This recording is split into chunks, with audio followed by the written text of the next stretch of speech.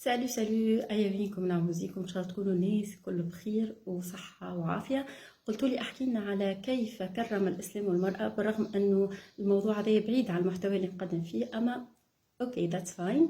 خلينا نحكيو على الموضوع. اولا ساعة نحب نقول الحمد لله الذي اعزنا بالاسلام، والحمد لله الذي كرم المرأة بالإسلام، لأنه فما بعض الشرائع والأديان والعقائد الأخرى اللي ترى أن المرأة عورة، ترى أن المرأة تقبل وتدبر في صورة شيطان. الحمد لله الذي أعز المرأة بالإسلام، لأنه فما شرائع أخرى ترى أن المرأة ناقصة عقل، كما ترى أن المرأة ناقصة دين، كما ترى أن المرأة تقطع الصلاة مثل ما يقطع الصلاة الكلب أو الحمار حاشا.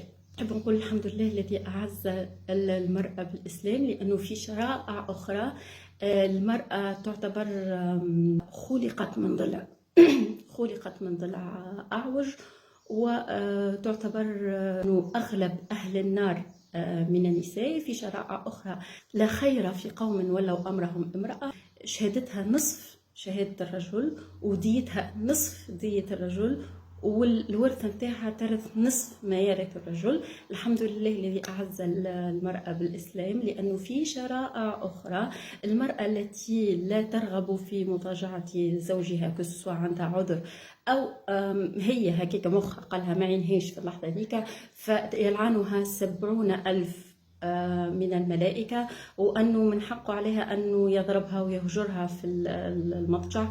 أنه في شرائع أخرى ينجم ياخذ عليها امرأة واثنين وثلاثة وما ملكت أيمانهم وشردوه بدورهم به. بنقول الحمد لله الذي أعزنا بالإسلام، لأنه في شرائع أخرى مجرد الاختلاف في الرأي أو التعبير عن رأيك بوضوح، أو أنك تحكي في فكرة أو تختلف ولو شوية يتهموك بالإلحاد، يسبوك، يعتبروك فاسق ماجن، أو يقيموا عليك أحيانا الحد، واللي هو ما عندناش الحمد لله. احنا دين الإسلام والسلام والمحبة في العالم الكل الحمد لله.